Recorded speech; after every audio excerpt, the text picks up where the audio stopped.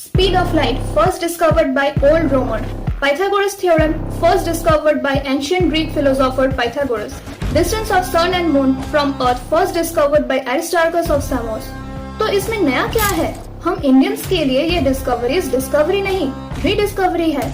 आपको क्या लगता है कि साइंस आज जो भी डिस्कवर कर रही है वो उनके डिस्कवरी के पहले किसी को पता नहीं था? हमारे वेदास में ऋषियों ने वो सच बहुत पहले ही बता दिया था, जिसे दुनिया आज साइंस के नाम पर डिस्कवर कर रही है। आज तक हमने साइंस को लैब कोट में देखा है, पर अब उसे चंदन, जटा और कमंडल के साथ देखेंगे। चलो एक ऐसे सफर पर चलते हैं जहाँ साइंस मिलता है स्पिरिचुअलिटी से। कहानी शुरू होती है उन ऋषियों से जो हिमालय के गुप्त वनों में तपस्या करते हुए ध्यान के माध्यम से ज्ञान प्राप्त करते थे। उन्होंने लिखा नहीं, सुना, स्मरण किया और पीढ़ी दर पीढ़ी उस ज्ञान को जीवित रखा। और इसी तरह जन्म हुआ हमारे 4 वेदास का, ऋग्वेद, यजुर्वेद, सामवेद और अथर्ववेद। ऋग्वेद में प्रकृति के नियम लिखे गए, सामवेद में साउंड और फ्रीक्वेंसी का साइंस लिखा गया, यजुर्वेद ने एनर्जी ट्रांसमिशन के यजनास को डिफाइन किया और अथर्ववेद एक ऐसा ग्रंथ जिसमें हेल्थ, मेडिसिन और इवन वास्तु का भी ज्ञान छुपा था। जरा सोचो, जब पूरी दुनिया में लिखने का कलम तक नहीं बना था, तब हमारे ऋषियों ने ऐसे मंत्र गुनगुनाए जो पूरे ब्रह्मांड का राज छुपाए बैठे हैं। तो ये कहना तो बिल्कुल गलत नहीं होगा कि हमारे वेदास सिर्फ धर्म का ग्रंथ नहीं, बल्कि एक पूरा साइंस मैनुअल है, वो भी 5000 साल पुराना। जैसे जैसे आप ऋग्वेद के मंत्र पढ़ोगे, आप समझने लगोगे कि ऋषियों के दृष्टिकोण कितने विशाल थे। उनके लिए सूर्य सिर्फ पूजने का देवता नहीं था, वो एक सेलेस्टियल बॉडी था जिसका मोशन प्रेडिक्ट किया जा सकता था। नक्षत्र सिस्टम, तिथि, संवत्सर, ये सब मॉडर्न एस्ट्रोनॉमिकल यूनिट्स के साथ परफेक्टली मैच करते हैं। आप सबने तो सुना होगा कि सूर्य देव के रथ के 7 घोड़े होते हैं, और ये कोई कहानी नहीं है। 7 घोड़े यानी 7 colours of light, white light का स्पेक्ट्रम। ये मॉडर्न ऑप्टिक्स का कॉन्सेप्ट है, जिसका spiritual version thousands of years पहले लिखा जा चुका था। और जब ऋग्वेद के मंत्र कहते हैं कि पृथ्वी गोल है और आकाश में किसी आश्रय के बिना स्थित है, तो ऐसा लगता है जैसे ग्रेविटी और ऑर्बिट का प्रिंसिपल लिखा गया हो, वो भी न्यूटन के जन्म से 3000 साल पहले। तथा च स्मारते योजनानां सहस्रे दवे दवे सते दवे च योजने एकेन निमिषार्धेन क्रममन्। इस मंत्र का अर्थ है लाइट 2202 योजन्स ट्रैवल करती है, वो भी सिर्फ आधा निमिष में। कुछ समझ आया? नहीं ना? रुको, अभी क्लियर करती हूँ। एक योजन मतलब अप्रॉक्स 9 माइल्स और एक निमिष यानी अप्रॉक्स 16/75 सेकेंड्स। तो अगर हम कैलकुलेट करें 2202 योजन्स multiplied by 9 miles is equal to 19,818 miles, और वो भी आधे निमिष में यानी 8/75 seconds. So 19,818 miles divided by 8/75 second is approx 1,85,775 miles per second। और मॉडर्न साइंस के अकॉर्डिंग लाइट की स्पीड है 1,86,282 miles per second।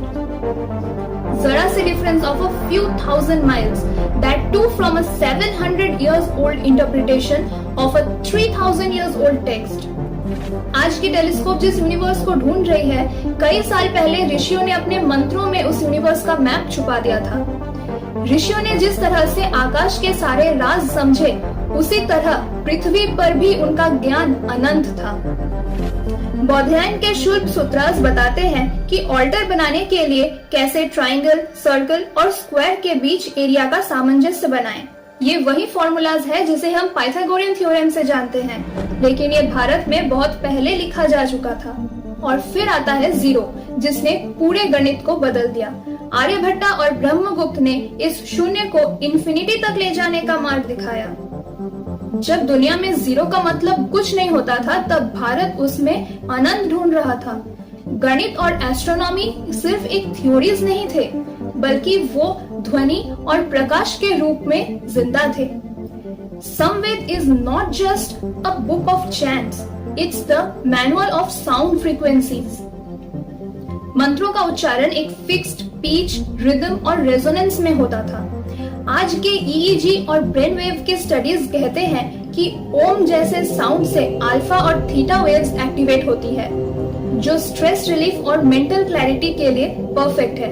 And NASA ने जब स्पेस की वाइब्रेशन रिकॉर्ड की तो उसका sound matched with the sound of Om. और ऋषि मुनि जब भी ध्यान करने बैठते थे तब भी वो सिर्फ ओम मंत्र का ही जाप करते थे। तो क्या ये सिर्फ कोइंसिडेंस था? जब वेस्टर्न पीपल जंगलों में घूम रहे थे और इशारों में बात कर रहे थे, तब हमारे ऋषि मुनि पूरे ब्रह्मांड की बात कर रहे थे। ये सारा ज्ञान हमारे भारत में था, लेकिन क्यों आज भी साइंस एंड टेक्नोलॉजी की दुनिया में वेस्टर्न कंट्रीज डोमिनेट कर रही है? कभी सोचा है कि जिस ज्ञान को हमने माइथोलॉजी कहकर टाल दिया, आज वही ज्ञान दुनिया साइंस कहकर नोबेल प्राइज ले रही है। वेस्टर्न कंट्रीज ने हमारे ग्रंथों को पढ़ा, डिकोड किया, टेस्ट किया और फिर उन कॉन्सेप्ट्स को अपने नाम से पेटेंट कर लिया। उन्होंने उस ज्ञान को ब्लाइंड फेथ कहकर टाला नहीं, उन पर रिसर्च की। और हमने अपने ही विरासत को कहानी कहकर भुला दिया।